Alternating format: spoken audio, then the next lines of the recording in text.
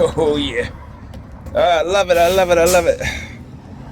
So a lot of nigger penis females, they would go from younger to those my age on this bus. Right? The younger one was on the other bus. Look, look, look, look, look.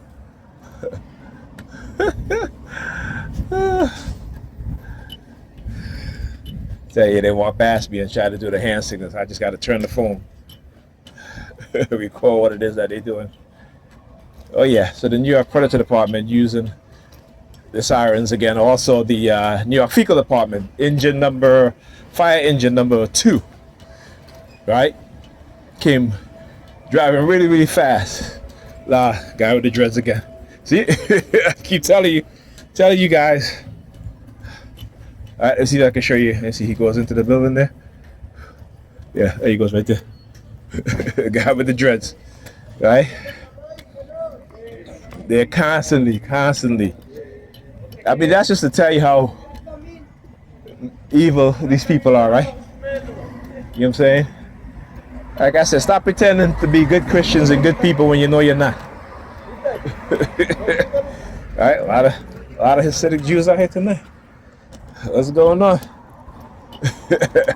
They've been using them a lot within the past 2 days, right? Was it 2 or 3 days? Actually, yeah. So,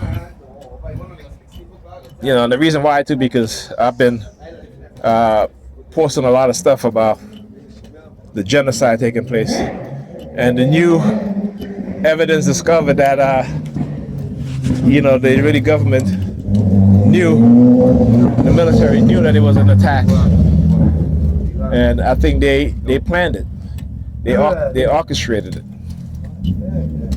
All right, just like with 9/11, right? The Bush administration knew that they had intel that there was a pending attack on American soil, and they did nothing. They sat on it. Why? Because they were involved, right? Because they wanted to bring in mass surveillance, right? Because the military-industrial complex were going to orchestrate a money grab. Yes, Kings. Right? They were going to orchestrate a money grab. And when I say money grab, war, of course, the emergence of surveillance technology, which they've been working on, that they've been developing, and they needed to test these things out in the surveillance space and do it in a legal framework using terrorism.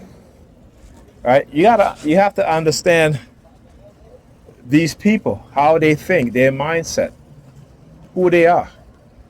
When they have an agenda, they are going to create the situation, the circumstances, the events, manipulate people,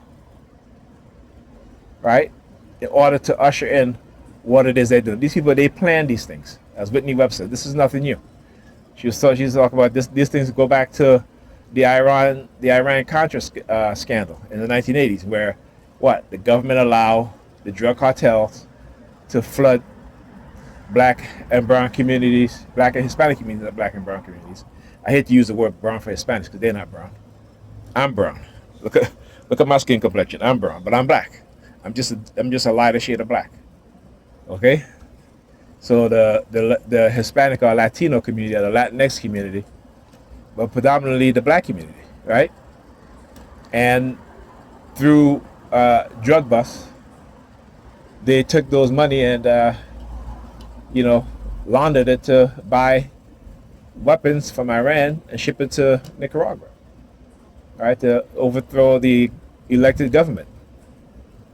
This is what they've been doing, right? And you talk about you should go read government gangster. That's Cash Patel books. In Search of Enemies, ex-CIA officer or agent, or spy, whatever you want to call him, talks about how the CIA go around the world creating its enemies, right? Justifying what it is they're doing after creating enemies. You know what I'm saying? So, like I said, these people are the most corrupt, evil, malicious, vile group of people that we have in our government, right? The CIA has spent trillions of dollars overseas overthrowing democratically elected nations and installing puppet regime, creating death squads like they did in El Salvador, like they're doing in Iraq right now, and they've been doing it. Okay,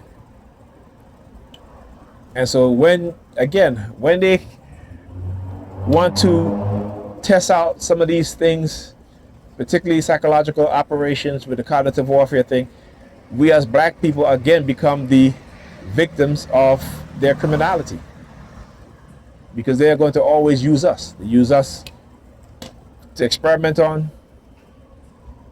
They continue to do it. They use us to fund their illegal wars. They use us to fund their high-paying police departments, right? I shouldn't say high-paying police department, but those amongst the in certain parts of America, where you have courts, municipalities, and police precincts and departments that feed off of the blood, the suffering of black people. Ferguson, for example, right? Ferguson, you had county clerks making over $200,000. These people just, not to say that but you would call them like paper pushers or pencil pushers, but they were making well over $200,000, right? Just by targeting, right, the black part of Ferguson. I mean, think about that, right? Now look at New York City. They're talking about almost more than $500 million shell out in lawsuits and payments because the New York Predator Departments were out there again doing what? Targeting black and Hispanic people, right? You know what that's called? That's called extortion. That's what that's called. It's called extortion, right? It's also called blackmail, right? All these crimes that they accuse people of, that's who they are. Right? But they get to wear a gun and a badge and get away with it. Understand that, all right? Anyhow, I got to get inside because I got to get some rest. I ordered beds for the kids. It's supposed to come tomorrow. And I got to put the bed up for them. Because that's what, like I said, I've always been the type of father who take care of his kids if I have the ability to do it. When I was working, I was paying child support, and I never said to my son, I'm not buying you anything else because your mother's getting a whole lot of money in child support from me. Okay? Never. And I should have, because it was a lot. You know what I'm saying? It was a lot. And they used the child support system to steal money from you, particularly the women, because when I tell my son, I said, your mother should. Actually, I told her that. I said, you need to be putting some of that money into a saving account for him. She was like, well, listen, I got to pay bills, and that money goes towards paying bills also. And I'm just like, wow. So you was paying bills before you got the child support. You know what I'm saying?